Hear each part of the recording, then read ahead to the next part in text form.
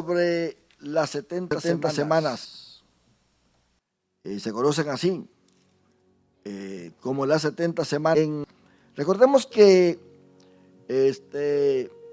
Shebaot en hebreo quiere decir siete. Sheba quiere decir siete. Sheba, siete. Y en el plural, como está en el lado femenino, se dice Shebaot. Entonces, si hubiera sido en el lado masculino, pues se hubiera dicho Shebim, pero en el lado femenino, en vez de agregar la I y la M en la pronunciación, se agrega la O y la T. Entonces, Shavuot, semanas. Quiere decir siete, ¿verdad? 70 semanas, 77. Y dentro de estos, en cada 7, hay uno que es especial. De estos 7, hay uno que es especial, y es el sábado, el día de descanso. Y nosotros tenemos semana de días, 7 días, ¿verdad que sí? Entre estos 7 días hay uno en el cual se descansa, que es el sábado, ¿verdad? Hablando del Antiguo Testamento. Ahora pues nosotros descansamos los 7 días en Cristo Jesús. Pero sí, hay un sábado. En cada 7 días hay un sábado. Ahora, convirtamos esos días en años, que en vez de ser días, que sean años. 7 años. Estos 7 años tienen su año sabático. Su año sabático. Quiere decir, Israel tenía que sembrar la tierra 6 años y al llegar al 7º, no sembrar nada y dejar que la tierra produjera por sí misma. Ahora, Dios vino tratando con el pueblo por lapsos de 77. Y en el tiempo en que no trataba, había una pausa, o sea, había un paréntesis. Hasta que se cerrara el paréntesis, seguía Dios tratando con el pueblo. Ahora, los años dentro de ese paréntesis no se contaban.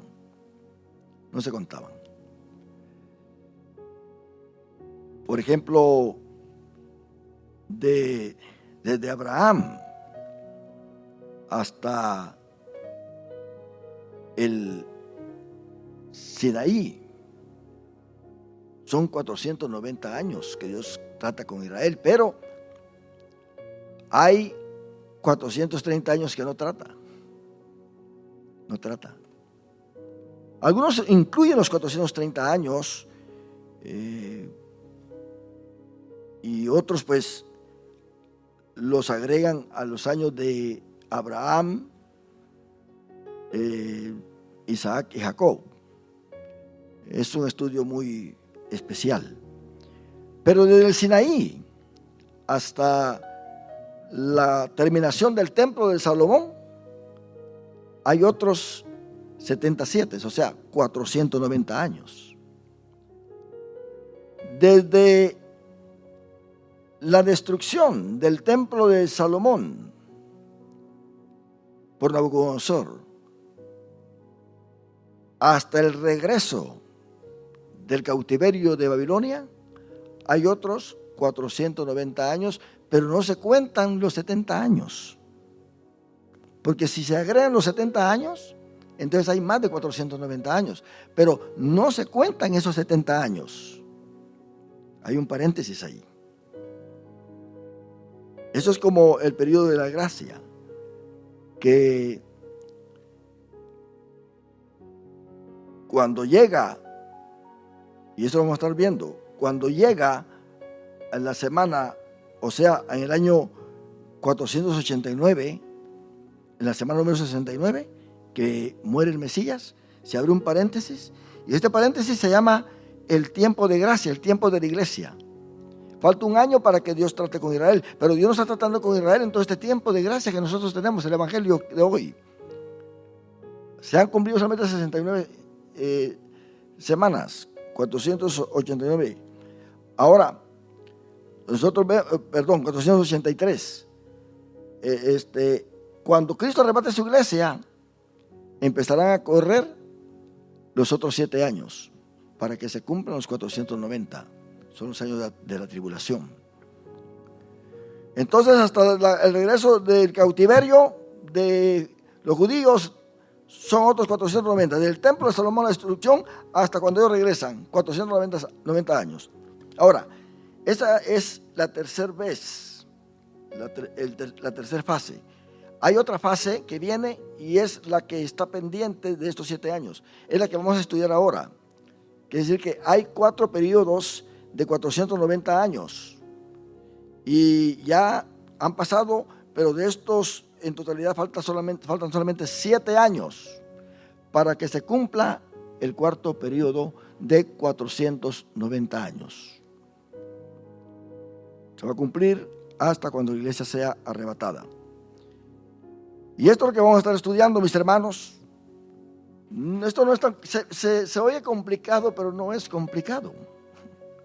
Es hermoso saber esto porque vamos a aprender que esta profecía, los teólogos la llama como una de las llaves más importantes en la Biblia para entender la profecía.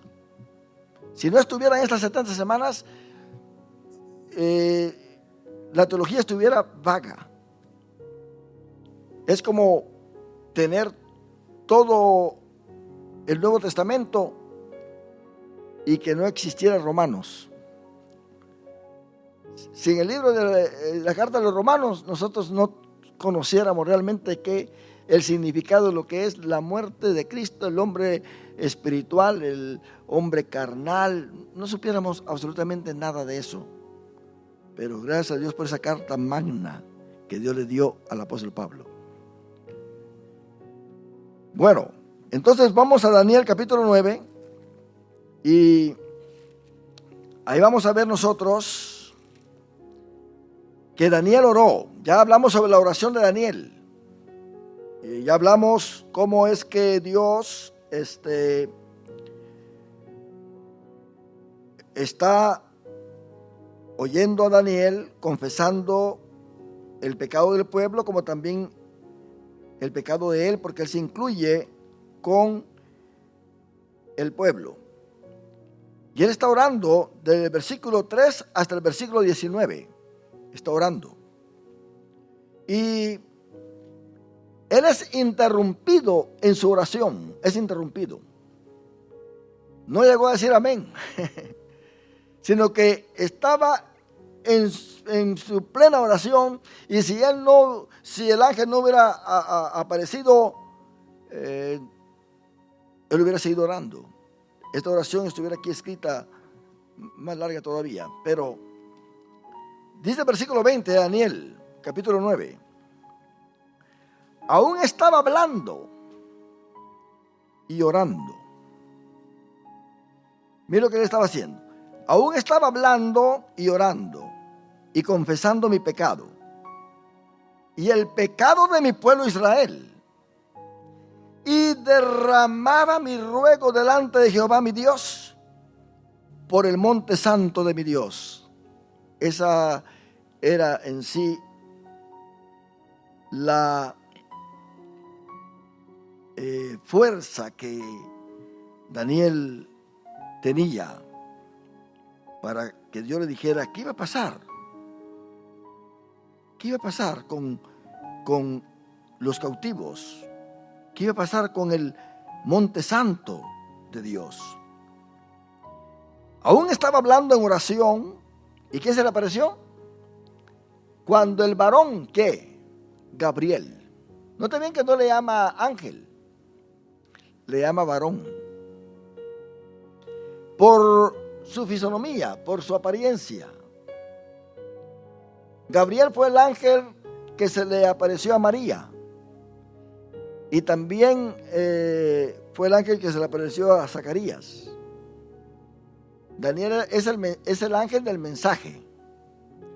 ¿Cómo se llama el ángel de la batalla? Miguel. Miguel no es el ángel del mensaje. Cuando se aparece Miguel, no viene con una carta, viene con una espada. Viene a pelear. Pero Gabriel no tiene espada. Gabriel, él es el mensajero especial de Dios. Dios tiene millones y millones de ángeles. Pero entre todos estos ángeles está Gabriel. Dice, aún estaba hablando en oración cuando el varón Gabriel, a quien había visto en la visión al principio, volando con presteza, vino a mí como a la hora del sacrificio de la tarde. Vamos a ver qué horas eran estas. Y me hizo entender y habló conmigo. Note bien lo que dice. Y me hizo entender. Quiere decir que algo tuvo que haber pasado ahí. ¿En qué forma lo hizo entender? Posiblemente Dios pues puso en Daniel un espíritu de entendimiento para que entendiera el mensaje que Gabriel le iba a dar. Pero aquí está la manera en que lo hizo entender, y está indicado en el versículo 22. Y me hizo entender y habló conmigo diciendo, Daniel, ahora he salido para darte sabiduría y entendimiento. Nota bien lo primero que hace Gabriel. Ha salido. ¿De dónde ha salido? ¿De dónde? Del cielo. Del trono de Dios. Daniel, ahora he salido para darte sabiduría y entendimiento. Y oiga bien, al principio de tus ruegos fue dada la orden, y yo he venido para enseñártela, porque tú eres muy amado. Mire la razón por la cual se lo está enseñando, porque tú eres muy amado. ¿Por qué era Daniel muy amado? Podemos decir muchas cosas de él, ¿verdad?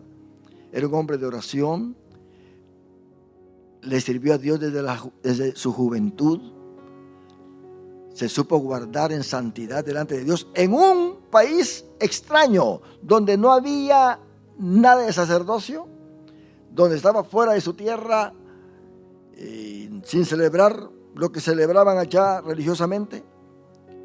Él se mantuvo fiel a Dios juntamente con otros jóvenes, y Dios lo estaba amando mucho por todo esto que estaba haciendo. Es lindo cuando Dios nos ama a nosotros, porque Él nos da muchos privilegios. Ser amado de Dios, hermano, es lo que nosotros debemos de buscar en nuestra vida. Que Dios nos ame. Aún Cristo, en San Juan capítulo 17, Él ora al Padre, le dice, Padre, ámalos a ellos, así como también tú me has amado a mí. Qué tremendo eso. Que el amor que tú me tuviste desde antes de la fundación del mundo esté también en ellos. Y esto es hermoso. Es que usted sabe, cuando alguien aquí fue algún hijo consentido, una hija consentida, ¿ah?, que pedían una cosita y el papá rápido se lo daba a la mamá. Los no consentidos, regálame un carrito, una muñequita, cállate, vete a dormir, ¿verdad? Pero el consentido, está bien, pues vamos a la tienda. Y sale de la tienda lleno de juguetes usted. Y el no consentido, pobrecito, ¿verdad? Sale con 3 por estar llorando y pidiendo en la tienda. Bueno, pues Dios no consiente así a tal extremo, porque Él no es un Dios alcahueto. Él es un Dios que ama de verdad y concede todas nuestras peticiones. que dice el Salmo 37, deleítate en Jehová y Él concederá que las peticiones de tu corazón. Sí, está ahí en la Biblia. Ahora note bien, lo último que le dice en el versículo 23 es una palabra autoritativa. No está diciendo te pido que por favor, te pido que trates, procura. No está diciendo eso. Es una palabra autoritativa. Le dice, entiende pues la orden y entiende la visión. Equipó a Daniel. Lo equipó. Así como cuando decía Jesús, sígueme. Cuando sopló sobre sus apóstoles y les dijo, recibid el Espíritu Santo. Así como cuando le habló a Lázaro, Lázaro, ven fuera. Así cuando le hablaba al paralítico, levántate y anda. Entonces el ángel Gabriel le dice a Daniel, entiende pues la orden y entiende la visión. Ahora, Dios le dice a Daniel a lo último que selle las palabras del libro porque no son para él o para su tiempo, sino para los tiempos finales, esos tiempos en que estamos nosotros ahora. Pero esto Daniel lo tenía que entender para después escribirlo, porque él era judío y estaba pidiendo una iluminación acerca de la condición del pueblo. ¿Qué va a pasar cuando se cumplen los 70 años?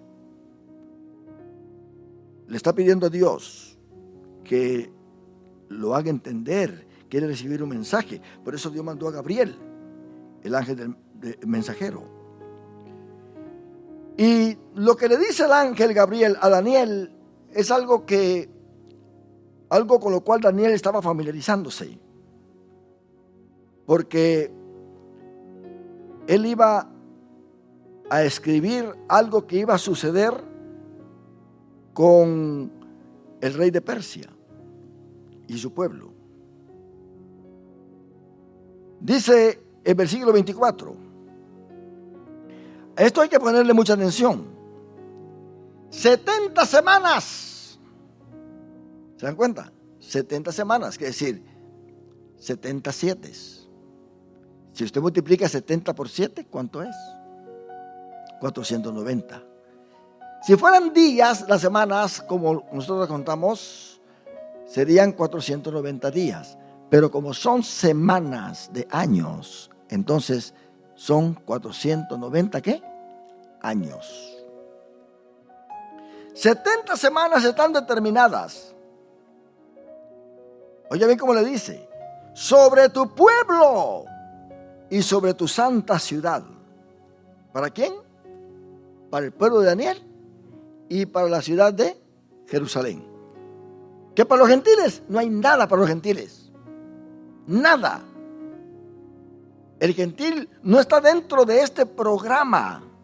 Por eso es que con la muerte de Cristo, se abre un paréntesis, porque ese es un tiempo especial para los gentiles y para los judíos que creen en Cristo Jesús. Cuando se cierra el paréntesis, entonces ya empieza Dios a tratar solamente con el pueblo de Israel. La iglesia ya no va a estar. No que si te quedas vas a ser salvo de todas maneras. Solamente no te dejes poner el 666. Hermano, si ahora con el Espíritu Santo muchos no pueden seguir adelante por alguna cosita que les pase, cuánto más en una persecución así, cuando el Espíritu Santo ya no estará tratando con los gentiles, sino que solamente con el pueblo de Israel. Por eso aquí está, 70 semanas están determinadas sobre tu pueblo. ¿Cuál es el pueblo de Daniel? Israel. Y sobre tu santa ciudad, para terminar la prevaricación y poner fin al pecado. Qué tremendo, hermano. Quiere decir que al final de estas 70 semanas, todo va a cambiar. Todo va a cambiar.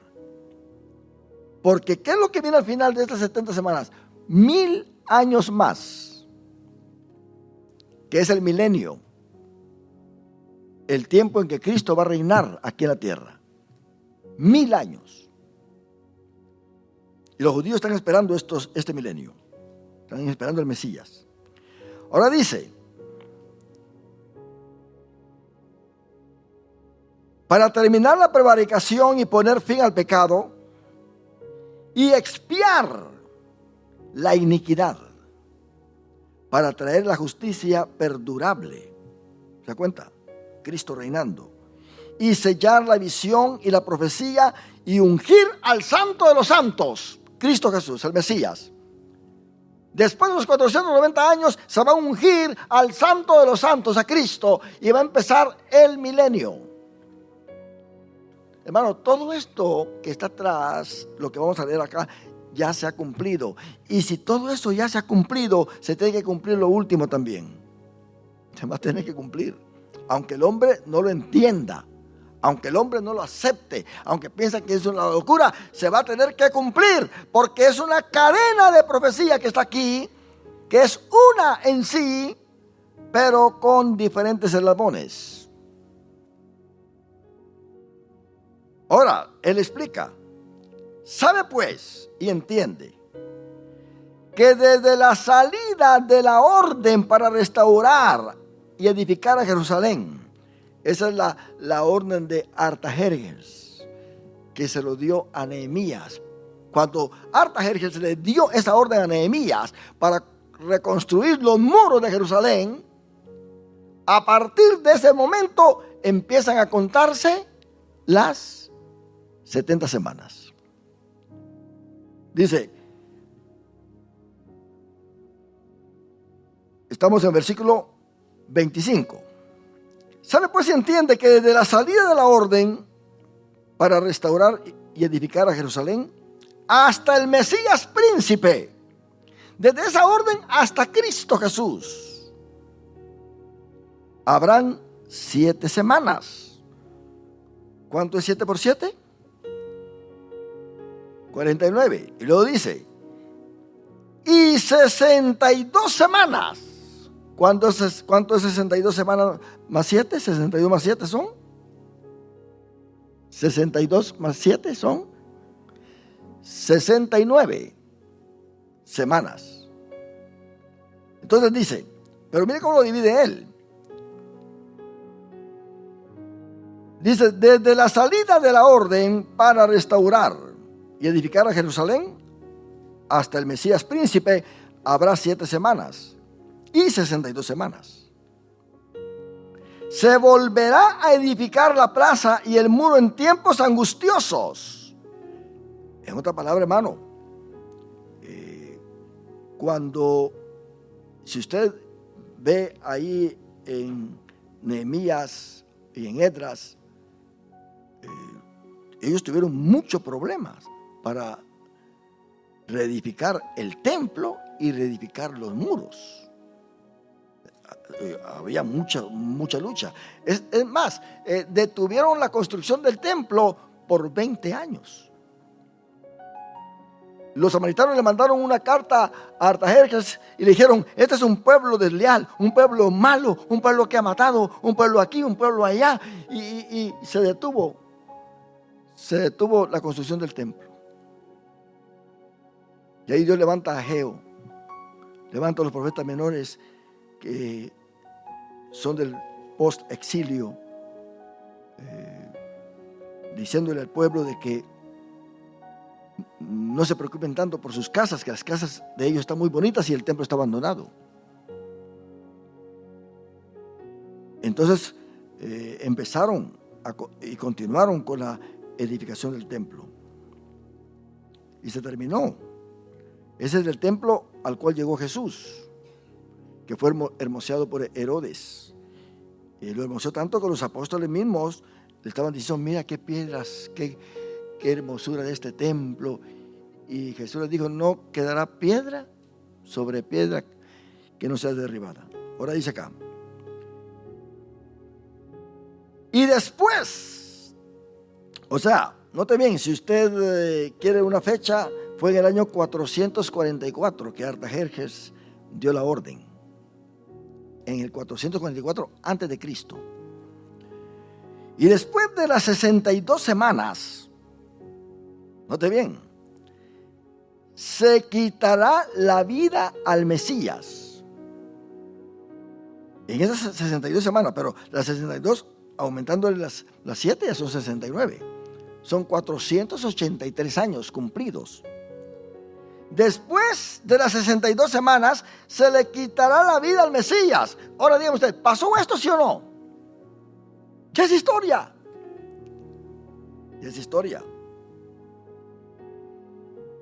Dicen los teólogos liberales, Daniel no lo escribió, este libro de Daniel no lo escribió Daniel, sino fue como en los años 200 antes de Cristo, cuando ya todo esto se había cumplido, que alguien escribió la historia y todo eso, pero esto no se había cumplido todavía.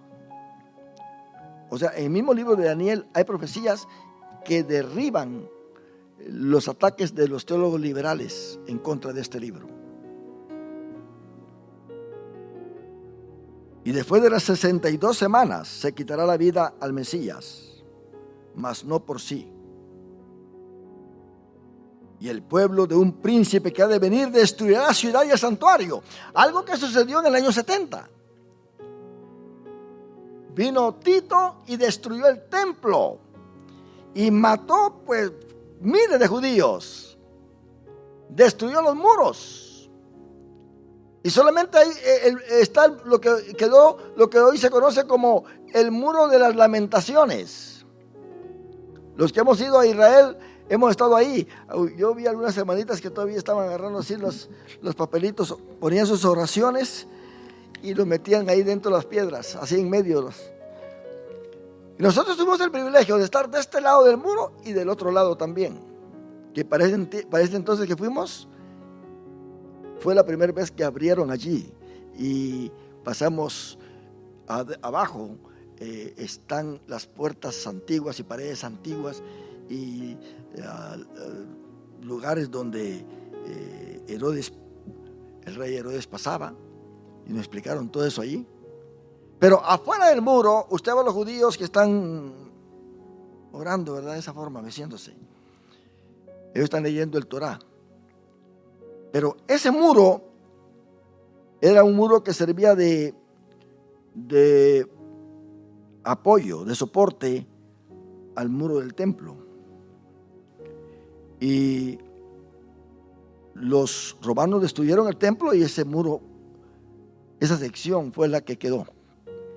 Y como no hay templo, los judíos llegan ahí. Para ellos, para los judíos, ese es el lugar del templo. Ese. Ahí van a orar. Se le quitará la vida al Mesías y vendrá un príncipe y destruirá la ciudad y el santuario. Ya se cumplió. Mire cómo la palabra de Dios se cumple. Y su fin será con inundación. Y hasta el fin de la guerra durará las devastaciones. ¿Saben a entender que Roma, hermano, trajo tragedia, desgracia total a los judíos? A partir del año 70 los judíos fueron esparcidos, lo que se conoce como la diáspora, y vivieron en muchos lugares, muchas naciones. Y estando allí en Alemania, pues Adolfo Hitler mató casi 6 millones de judíos. En otras naciones habían más judíos muertos, torturados, quemados, o sea que estaban completamente siendo invadidos. Bueno, van a durar las devastaciones hasta el fin de la guerra. Hay una guerra que viene que se llama la guerra de Armagedón. ¿Se da cuenta? Es una guerra que le va a dar fin a todas las devastaciones. Que Israel sigue sufriendo. Mire, ahí está Gaza tirándole bombas, ahí está, bueno, los países circunvecinos quieren agarrar a Israel y meterlos a todos en el Mediterráneo y que todos se ahoguen. Quieren desaparecer a Israel, al Estado de Israel. Y vemos que esto está durando siempre, hermano. Israel está siendo atacado. Pero esto va a tardar hasta el fin de la guerra. Viene una guerra que se llama Armagedón, cuando Cristo venga bajando. Y el anticristo con todo su ejército lo estará esperando en la tierra para que no llegue, porque él quiere reinar. Él quiere ser el rey de reyes y señor de señores. Pero él no es ungido. El ungido es el que viene. ¿Qué dice Salmo 2? Mi hijo eres tú. Yo te engendré hoy. Y va a morar o va a reinar sobre todas las naciones con vara de hierro. No se lo dijo al diablo, se lo dijo a Jesucristo. Y el anticristo se quiere adelantar para quitarle a Jesucristo ese derecho de reinar. Al principio lo hizo sutilmente, lo que quería hacer sutilmente en el monte de la tentación. Le enseñó todos los reinos del mundo. Y le dijo, todo esto te daré. Mire qué diablo mentiroso. Sin nada de él. Dice, todo esto te daré. Todo esto te daré. Porque él sabía que Cristo era el Mesías. Y que él iba a reinar sobre todas las naciones. Pero el diablo quería que Cristo fallara, que fracasara en la obediencia a su Padre. Todo esto te daré si postrado me adorares. Mire qué tremendo, qué atrevido el diablo usted. Quería que el Dios que creó los cielos y la tierra y que lo creó a él también, lo adorara. Por eso es que Dios lo tiró de allá, porque al principio quería sentarse en el trono de Dios. Yo voy a bajar a Dios de ahí, y juntó un montón de ángeles. Dice Apocalipsis que la tercera parte de los ángeles del cielo, para que vea usted que aún Lucifer tuvo seguidores en el cielo. Si la primera división fue en el cielo, usted no crea usted que fue una iglesia que está en la esquina. Fue en el cielo la primera división. Engañó a los ángeles. Por eso es el apóstol Pablo: sea anatema aquel que predique otro evangelio. Y si un ángel del cielo bajara predicando un evangelio diferente al que yo predico, sea anatema, sea maldito, en otras palabras. Mire, un ángel del cielo.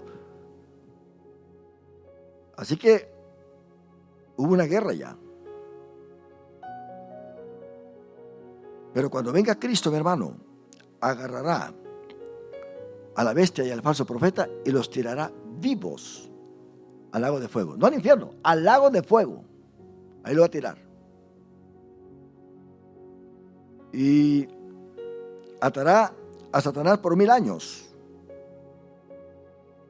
Nosotros tendremos un cuerpo glorificado. ¿Cuánto queremos tener ese cuerpo glorificado en el milenio, hermano? Vale la pena hacerle fiel al Señor. Mire, si usted se va al mundo otra vez a Egipto a comer ajos y cebollas y pepinos y cuántas cosas, mire, se va a quedar. Se va a quedar. Y esto, hermano, ya está para suceder. Solo porque no tengo aquí un pizarrón que antes lo usaba cuando daba las escuelas dominicales ahí en la parte de abajo, allá en la otra iglesia, hacer las calculaciones para que usted vea muy bien que ese texto que dice, porque después de 2 días, dice, al tercer día nos resucitará.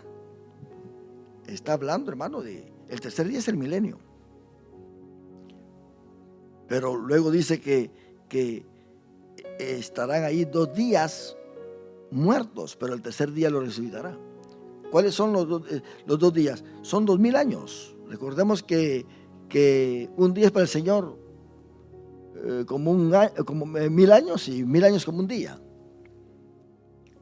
Entonces, nosotros estamos contando nuestros años de la era cristiana. Pero, ¿en qué año estamos nosotros acá en el calendario judío? Nosotros estamos, hoy te lo voy a decir, en el año 5782. Los judíos están pensando de que cuando ya se llegue al 6000, entonces va a empezar el milenio. Pero aquí hay un secreto tremendo. Nosotros vemos muy bien que para los israelitas, la parte de un día solamente, una fracción de un día, equivale a todo el día. Por ejemplo, si un rey moría, decía, y reinó 40 años, pero el rey murió en el mes de febrero de ese año, o quizá murió en la primera semana del año 40 de su reinado. Le cuentan el año completo. Con Cristo así es también. 3 días iba a estar en el corazón de la tierra. Y el viernes a las 3 de la tarde lo enterraron. Pasó todo el día sábado. Son 2 días. Viernes, sábado, y luego el domingo por la mañana resucitó. Es tercer día. Se cuenta todo el día. No hay manera de decir, esto no está cabal. Ahora, pensemos nosotros, hermanos, que esto viene en camino. Viene en camino. Ahora, versículo 27. Aquí solamente estoy tocando, hermano, así nada más, dando retoques, pero vamos a entrar punto por punto sobre todo esto. Pero oiga bien, en el versículo 27 dice, y por otra semana, esa otra semana es la última. O sea, los últimos 7 años que hacen falta, porque con Cristo se cumplieron ya 483, 69 semanas. Entonces faltan 7 años, falta una semana de años para que se cumplan las 70 semanas o los 490 años.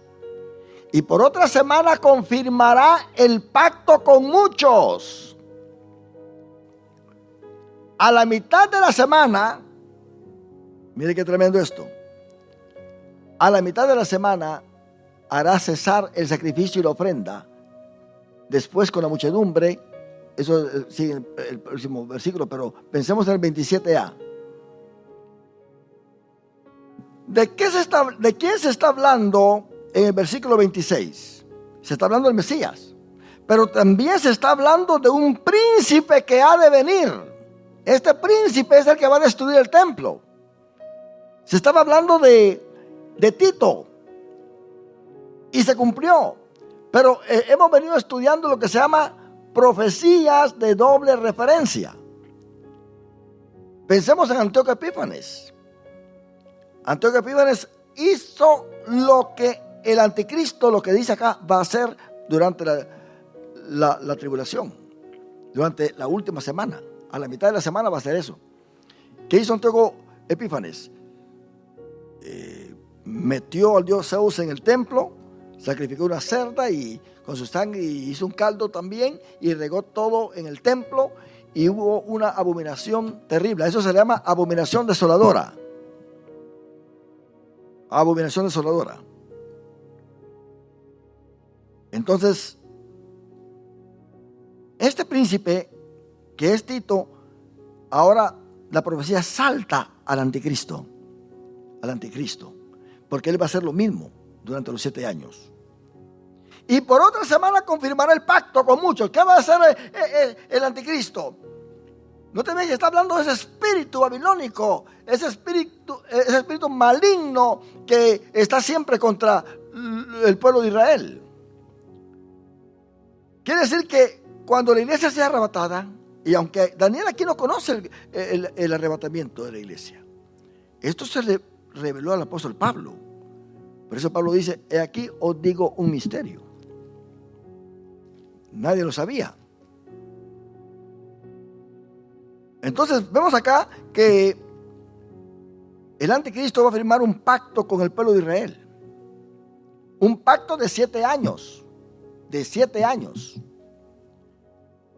Trayéndoles paz mundial. Y le va a construir el templo. Y va a restaurar el sacerdocio. Y va a traer las fiestas de regreso. Entonces Israel va a pensar que ese es el verdadero Mesías. Pero a la mitad de la semana, hará cesar el sacrificio y la ofrenda en el templo. Porque dice Pablo a los tesalonicenses, que se sentará en el templo haciéndose como Dios. Ese es el hijo de perdición. Pero hay alguien, no se ha manifestado hasta el día de hoy, porque hay alguien, dice Pablo, que lo detiene en el tiempo actual. ¿Quién es el que lo detiene? El Espíritu Santo y la iglesia. Pero cuando sea quitado, entonces aparecerá el hijo de perdición. Cuando la iglesia sea arrebatada, aparecerá el anticristo poniendo paz con Israel, un pacto de 7 años. A la mitad de la semana, de los 7 años, va a ser lo mismo que hizo Antíoco Epífanes. Va a abominar el templo otra vez. Entonces, a partir de ahí entra lo que se llama la vida política del anticristo, porque los primeros 3 años y medio es la vida religiosa del anticristo. El jinete del caballo blanco, la mujer ramera que anda montada en la bestia. Imagínense la bestia cargando a la mujer ramera con una quietud, una tranquilidad.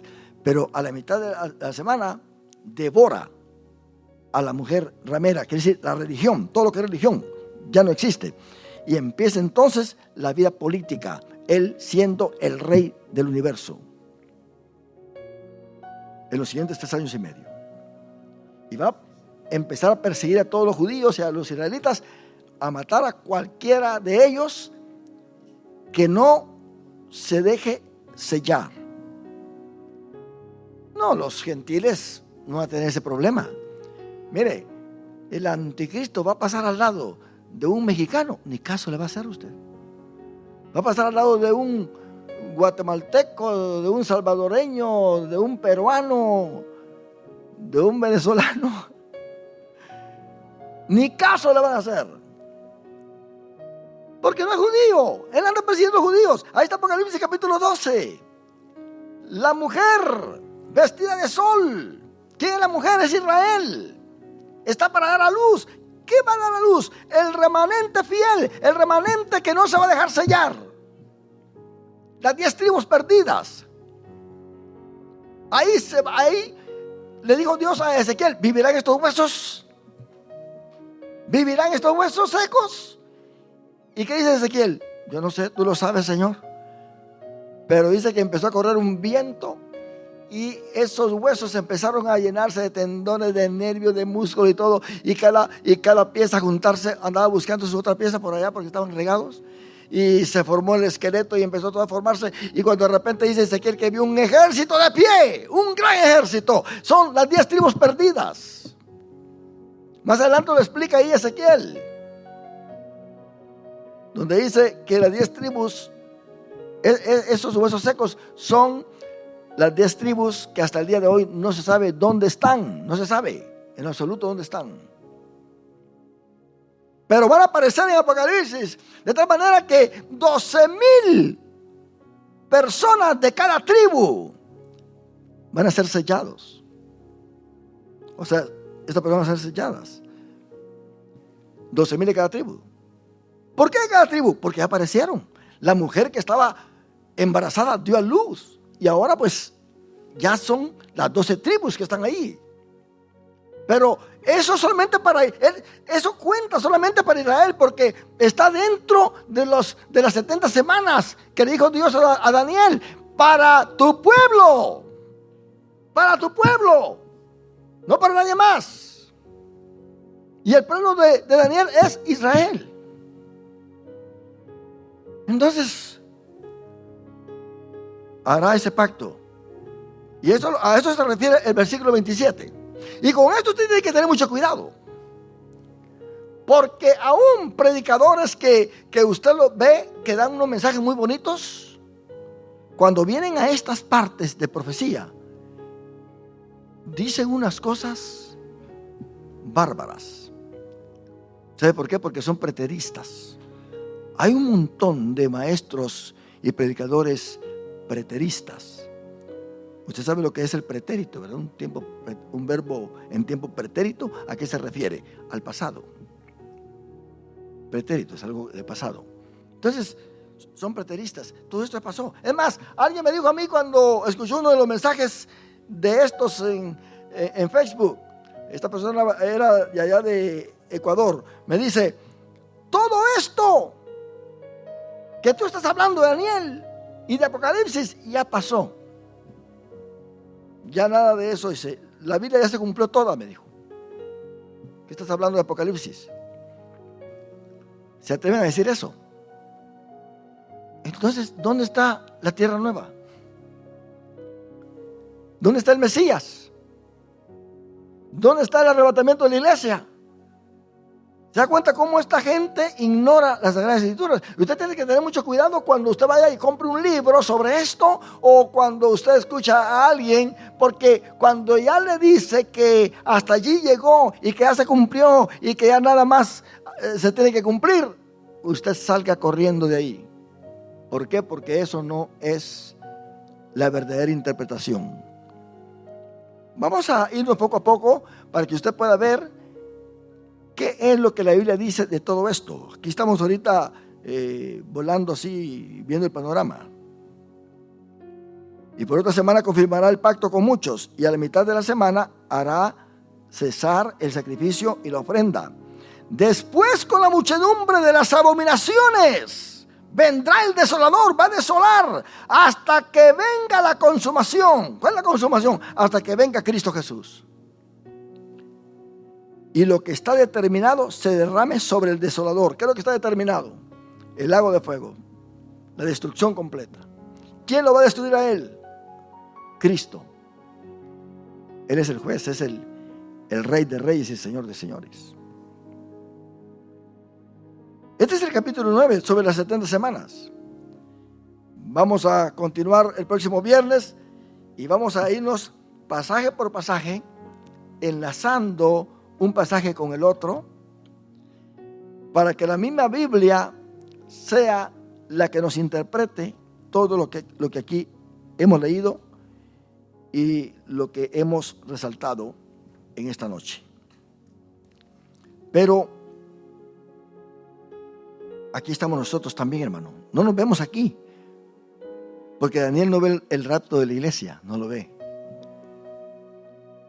Los judíos, Daniel como judío pensaba solamente en dos resurrecciones. La resurrección primera, que es en sí la resurrección postrera de la que va a pasar en el día postrero, o sea, el último día de los 6,000, ya para entrar al año 7,000. ¿Qué dijo Marta a Jesús? Yo sé que mi hermano va a resucitar, pero lo va a hacer hasta el día postrero. Hasta cuando ya llegue el último día de los 6,000 y ya entremos al 7,000, ahí entonces van a resucitar, porque realmente iban a resucitar todos los israelitas del Antiguo Testamento y también los que mueren en la gran tribulación. Cuando ya Cristo entre al milenio, van a resucitar todos y van a entrar a reinar con Cristo. Y va a estar la iglesia reinando con Cristo también, pero ya todos con un cuerpo transformado.